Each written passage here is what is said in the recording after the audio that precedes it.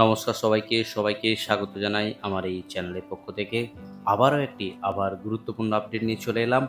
আগামী কয়েকদিন ঝড় বৃষ্টির পূর্বাভাস দিয়েছে আলিপুর আবহাওয়া দপ্তর। আগামী 5 দিন কোন কোন জেলায় বৃষ্টির সম্ভাবনা রয়েছে সবই বিস্তারিত আলোচনা করব এই ভিডিওটিতে। ভিডিওটি অবশ্যই শেষ পর্যন্ত দেখতে থাকুন। আর চ্যানেলে যদি নতুন দর্শক বন্ধু হয়ে থাকেন, চ্যানেলকে সাবস্ক্রাইব করে পাশে থাকা নোটিফিকেশন বেল আইকনটি অন করে রাখবেন। তাহলে নিত্য নতুন আবহাওয়া সংক্রান্ত নতুন ভিডিওর নোটিফিকেশন চলে যাবে আপনার কাছে খুব সহজে। আর আপনি কোন জেলা থেকে এই ভিডিওটি দেখছেন অবশ্যই কমেন্ট বক্সে জানিয়ে দেবেন।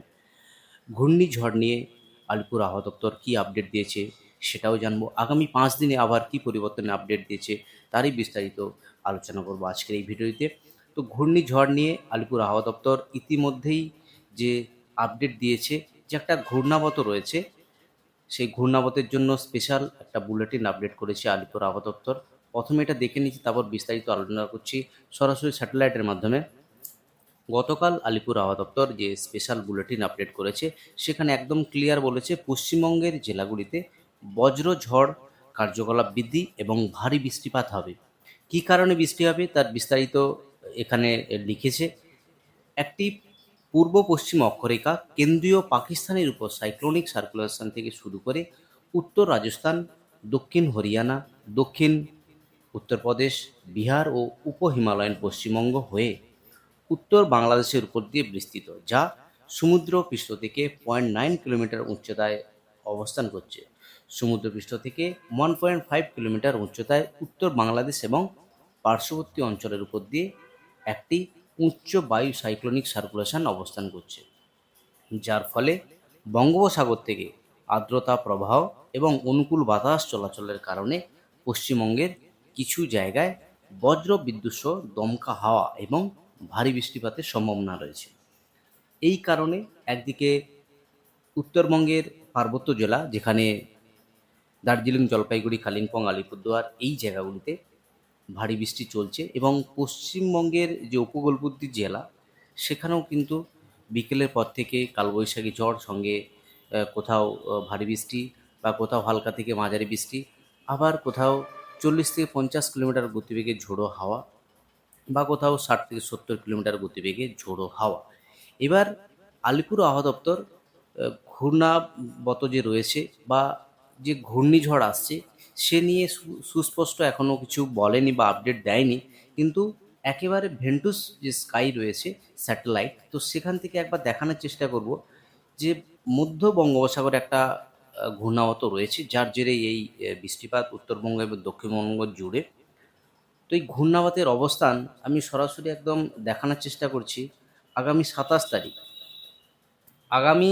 তারিখ, যেটা দেখা যাচ্ছে সেটা কিন্তু মধ্য বঙ্গোপসাগরেই ঘূর্ণাবতটা রয়েছে।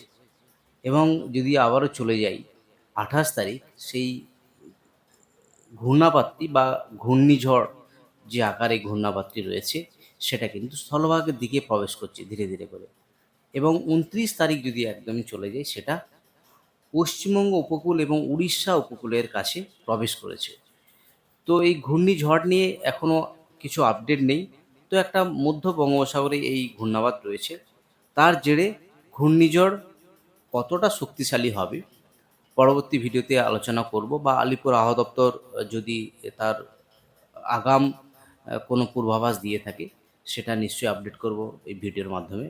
তো এখন চলে যাচ্ছি আলিপুর আবহাওয়া দপ্তরের যে অফিসিয়াল পেজ, সেই অফিসিয়াল পেজে সরাসরি চলে যাব। সেই অফিসিয়াল পেজে আজকের দিনের জন্য আবার কী গুরুত্বপূর্ণ আপডেট রয়েছে। প্রথমেই চলে এলাম warning for sub Himalayan West Bengal and Sikkim, অর্থাৎ উত্তরবঙ্গ এবং পার্বত্য জেলা জুড়ে, যেটা আগেও আলোচনা করেছি।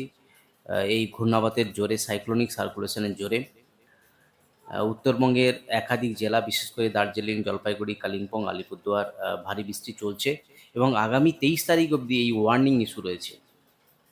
এদিকে গাঙ্গেস্ট্রি ওয়েস্ট বেঙ্গল 22, 21, 22, 23 অর্থাৎ আজ কাল পরশু এই 3 দিন থান্ডারস্টর্ম লাইটেনিংয়ের সতর্কতা, হলুদ সতর্কতা দক্ষিণবঙ্গের সমস্ত জেলা জুড়ে এই সতর্কতা রয়েছে।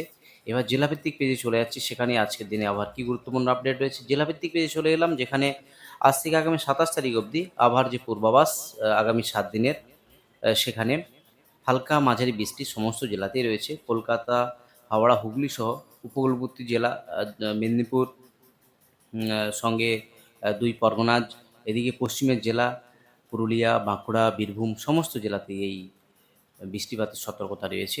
এবার ওয়ার্নিং দেখে নিচ্ছি, যে ওয়ার্নিং ইতিমধ্যে আপডেট হয়েছে, হলুদ ওয়ার্নিং সেখানে কিন্তু ২১, ২২ এবং ২৩ দক্ষিণবঙ্গের সমস্ত জেলাতেই এই ওয়ার্নিং ইস্যু রয়েছে, তার পূর্বাভাস দিয়েছে। যা thunderstorm with just wind speed ৩০ থেকে ৪০ কিলোমিটার, লাইটেনিংয়ের সতর্কতা। তো এই সমস্ত জেলাতেই এই ইস্যু রয়েছে।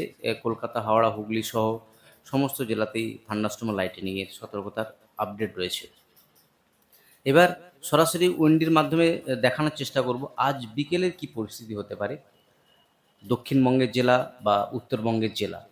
একেবারে বিকেলের পর যে কালবৈশীর আকার নেয় বা ঝোড়ো হাওয়া, দমকা হাওয়া ৫০ থেকে ৬০, কোথাও ৬০ থেকে ৭০ কিলোমিটার, এবং ভারী বৃষ্টিরও সম্ভাবনা কিছু কিছু জায়গাতে রয়েছে।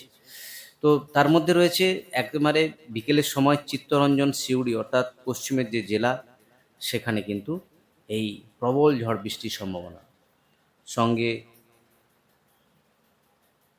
সঙ্গে আসানসোলের কিছুটা অংশ, আসানসোল, বীরভূম এই অংশ, এবং উত্তর ২৪ পরগনার কিছু অংশ, বনগাঁ, চাকদা, নদিয়ার পার্ট, সঙ্গে হাবড়া, বনগাঁ লাগোয়া যে জায়গা, রানাঘাট, এবং বাংলাদেশের কিছু অংশ সেখানেও কিন্তু খুলনা, যশোর এই সমস্ত জায়গাতে বিকেলের পর থেকে ভারী বৃষ্টির সঙ্গে ঝোড়ো হাওয়া, প্রবল ঝোড়ো হাওয়া বয়ে যাওয়ার সম্ভাবনা।